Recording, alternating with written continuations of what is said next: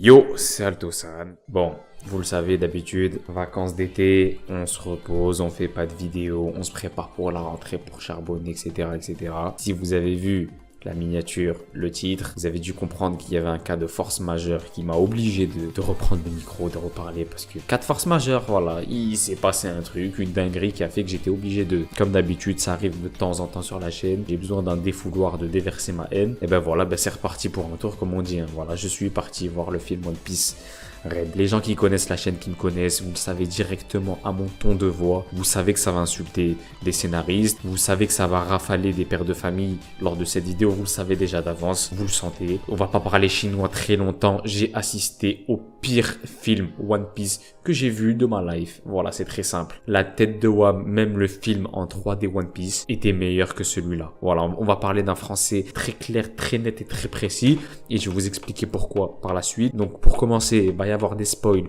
En veux-tu, en voilà. Pour ceux qui n'ont pas envie de se faire spoil, c'est pas la bonne vidéo, les frérots et les sœurettes. C'est pas du tout la bonne vidéo. Et pour ceux qui s'en foutent et de toute façon, vous avez rien à perdre, regardez la vidéo. De toute façon, je vais pas vous mentir. Et on le savait, en vrai de vrai, ça se sentait. J'ai juré que ça se sentait. Film raid avec Shanks. Ça sentait le pétard mouillé, cette histoire. Ça sentait la douille atomique. On l'a tous senti en mode, oh là là, qu'est-ce qu'ils vont nous faire? Pas Shanks, s'il vous plaît, tout, mais pas Shanks. Laissez Shanks en dehors de tout ça. Mettez-nous comme Stampede, les Avengers, mettez-nous tout le monde, des sabots, des machins, des trucs, ramenez-nous Dragon si vous voulez, mais laissez Shanks en dehors de tout ça, s'il vous plaît. Et donc, c'est ainsi que l'histoire de One Piece Red qui commence. Bon, une histoire classique, bref, amie d'enfance de Luffy, fille adoptive de Shanks.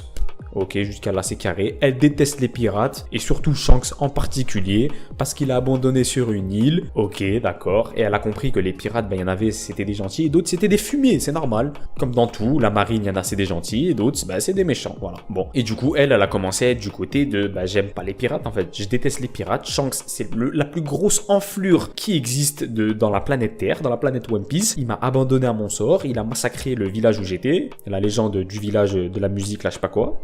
Et du coup, elle a envie de créer un monde, voilà, sans pirates, sans souffrance, etc. Jusqu'à là, le constat, il est clair, il est net, il est précis. Jusqu'à là, moi, j'ai aucun souci avec ça, c'est une bonne histoire. Ça se tient, ok. Donc, Luffy, logiquement, quand il vient devant elle et il lui dit, je vais être le roi des pirates, elle est pas d'accord, elle est pas contente, elle a pas envie. Ça se comprend, d'accord? Elle est traumatisée, la pauvre, etc. En fait, ça, c'est la trame du film, en fait. C'est le scénario, c'est le speech. Donc, du coup, elle va se battre contre les pirates parce qu'elle aime pas les pirates. Donc, elle est matrixée, elle a le fruit du champ, elle veut créer un monde, un genjutsu infini, limite, on est dans Naruto. Tu sais, c'est le genjutsu, tout le monde dort, tu vois, tout le monde dort et ils vivent un rêve heureux. Il n'y a plus de souffrance dans le monde et tout, ok. Ça, c'est ce qu'elle veut faire parce qu'elle déteste les pirates et en particulier Shanks. Donc ça, c'est la trame de tout le film. C'est ce qui fait qu'elle va attaquer les pirates, qu'elle va attaquer l'équipage de Luffy et qu'elle va vouloir buter Luffy à coups de couteau. Luffy est en train de dormir, elle veut le planter. Elle veut le terminer, elle veut le tuer, son ami d'enfance. C'est le constat du film. J'ai posé mes fesses dans le cinéma et pendant 2 heures, c'était ça en fait l'histoire. En fait, je sais même pas comment la vidéo va être faite parce que ça va partir en freestyle tellement les incohérences sont énormes. Et quand je vous dis énorme, c'est énorme. C'est même pas en fait juste du fan service mal fait. Parce que du fan service mal fait, vas-y, ça passe. Stampede, il y avait du fan service, voilà, en veux-tu en voilà, des personnages qui venaient de nulle part, tu sais pas d'où ils viennent. Mais vas-y, l'histoire elle tenait la route un minimum, voilà. L'histoire elle tenait la route, mais là en fait, l'histoire ne tient pas la route, c'est une catastrophe. Dites-vous que la trame principale, elle se fait bousiller à la fin du film parce que à la fin du film, il y a un flashback de la meuf qui, dès l'âge de 8 ans, elle voit en HD sur une télé 4K que Shanks, en fait, ne l'a pas juste abandonnée sur cette île. Non, il a sauvé toute cette putain d'île. Il l'a sauvée elle-même parce qu'elle avait réveillé un démon maudit de 800 ans. Je sais pas quoi, là, un démon tot musical, là. Elle avait réveillé un démon apocalyptique. Donc, Shanks fume le démon, il sauve l'île. Il veut pas l'emmener avec elle parce qu'il sait que, du coup, tout le monde va croire que c'est Shanks qui a massacré l'île alors que c'est lui qui l'a sauvée. Et du coup, il veut pas emmener la fille avec lui parce qu'il a pas envie qu'elle vive une vie de pourchasse. En fait, il veut lui donner un bon futur limite. Elle le sait depuis l'âge de 8 ans. On apprend ça à la fin du film. Cela veut donc dire que tout le putain de film où elle nous a lâché un de ses albums de 16 tracks incroyable. Il y a quelques sons par contre qui sont vraiment stylés. Mais elle nous a lâché un putain d'EP à la Disney Channel. Elle était là, haine radicale des pirates. Elle était à 2 doigts de fumer son ami d'enfance, son seul ami. Elle a un seul ami, c'est lui, c'est Luffy. Elle était en train de le buter. Elle voit Shanks. Le premier réflexe qu'elle a, c'est de vouloir le buter lui et tout son putain d'équipage. Alors que madame, depuis l'âge de 8 ans limite, était au courant que Shanks n'avait rien fait. Que Shanks n'avait rien putain de fait. Il ne l'a ni trahi, ni abandonné à son sort comme un schlag, ni massacré l'île, ni massacrer des civils, rien. La vie de Wham, je suis choqué, je suis outré. C'est qui ces putains de scénaristes qui ont écrit ça? Mais là, en fait, là, ça dépasse les limites du raisonnable, en fait. J'étais abasourdi, j'étais là en mode, wesh, mais non, mais ils ont pas fait ça quand même. Ah bah si, il y avait un putain d'escargophone qui filmait qui filmait toute la scène de Shanks qui sauve tout le monde en 4K. C'était du 4K 60 FPS. Il lui manquait juste les lunettes 3D pour être en immersion dans la scène, mais elle a tout vu depuis le début. Et donc, bah, elle a dû faire crari, en fait. Depuis le début du film, elle doit faire crari de détester un mec, alors que ce mec-là, depuis le début, il a juste sauvé, et la fin du film, elle est là, et nous lâche, mais je le savais depuis le début, en fait. J'ai vu dans l'escargophone, depuis l'âge des 8 ans, que c'est moi qui ai buté tout le village. Et toi, t'es là dans ton siège, en fait, et t'es en train de bouillir, en fait, émotionnellement. T'es en train de te dire, bon, je fais quoi, là, en fait? Je prends un ticket pour le Japon, ça va balayer des Oda chez lui directement, en fait, là, on va en arriver là, à des extrêmes comme ça. Je vais le prendre, ce billet d'avion, en fait, je vais le prendre, je vais y aller au Japon. Les scénaristes, tout le monde, on va discuter autour d'un petit café, on va parler, peut-être c'est un appel à l'aide, en fait. Peut-être ils sont là en train de se dire, il y a tout qui passe, nique sa mère, en fait. Ou peut-être qu'ils sont là dans une optique de, les frérots, on va pas se casser la tête. Dans tous les cas, il y a soit des fils d'up qui vont courir dans la salle et qui vont foutre le sga, on va rien comprendre au film. Donc dans tous les cas, personne va se rendre compte de la supercherie. Soit ils se disent, les frérots, rien à foutre du scénario, c'est un putain de film, il y a Shanks. Dès que Shanks il va mettre un coup d'épée, ils vont zapper tout ce qui s'est passé, toutes les incohérences. Sinon, je vois pas d'autres en fait issues, je vois pas d'autres raisons en fait. Pareil pour des incohérences, il y en a à gogo. Il y a une scène en fait vers la fin où t'as là les civils en fait qui sont entre guillemets en zombies. Parce que quand t'es dans le monde parallèle de la meuf, dans le monde des rêves, ton corps de la réalité, soit il dort, soit il est contrôlé par la meuf. Et ça fait du coup qu'il y a, je sais pas moi, facile 2000 personnes en train d'attaquer la marine, en train d'attaquer l'équipage de Shanks en mode zombie, dont le fille, tout le monde, t'as vu, leur esprit à eux, ils sont tous dans l'autre monde. Mais eux, dans la vraie vie, ils sont possédés. Sakazuki, tel un dirigeant de 3945 dont je tairai le nom, il est là en mode bas les couilles, tiré à blanc sur les civils.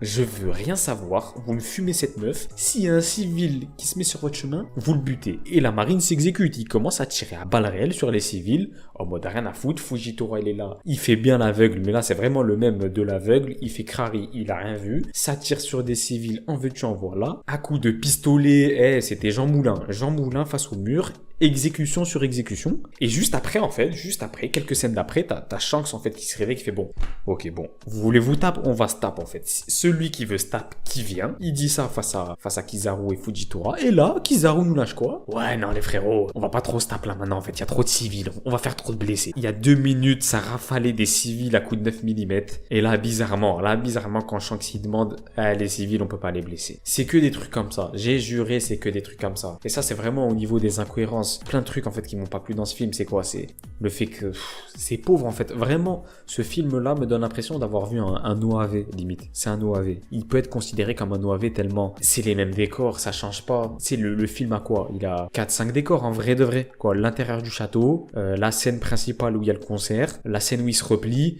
et la scène dans le vrai monde là où il se tape, là où il y a la bataille finale. Voilà. Sinon grosso modo, ça tourne autour de ces décors-là. Il y a une pauvreté dans les décors, tu voyages pas, je sais pas moi. Un Stronghold, mais c'est ça des années-lumière de ça par exemple. Même un film Z, tu vois, quand t'es dans la ville avec Aokiji, après t'es dans le terrain qui se détruit en magma et tout, bref, tu vois, tout ça, il y a plein de décors. T'as l'impression de vivre un film, là t'as l'impression d'avoir vu un hors-série, un OAV, rempli d'incohérences. Si vraiment, c'est même pas en fait une question de fanservice, ça me dérange même pas le fanservice, même s'il est mal fait, mais allez vas-y à la rigueur, vas-y c'est pas grave, c'est un film, Stampede ça m'a pas dérangé, vas-y tu mets Sabo, tu mets le père à Dragon, tu mets le grand-père à Garp, qu'est-ce qu'on s'en fout, allez voilà, tu veux faire monter la hype, tant que le scénario il tient la route, on s'en fout. Le fanservice, allez, à la rigueur, ça passe, ça me dérange pas trop. Mais quand c'est des incohérences grosses comme ça sur le scénario de base, foutez de ma gueule aussi. Wesh, faut pas déconner aussi. Shanks, bon voilà, Shanks, par contre là aussi c'est une petite déception. Shanks, on le voit, il est là, c'est pas en mode il est là juste dans le flashback, il est là, IRL, il est totalement là présent. Tu te dis, allez, vas-y, mettez-nous une petite technique. Un petit nom de technique, montrez-nous un petit truc de Shanks. J'ai juré, ils ont rien mis. Le seul truc qu'on a vu de Shanks, c'est les attaques qu'il a dans One Piece Pirate Warriors 4. Les attaques de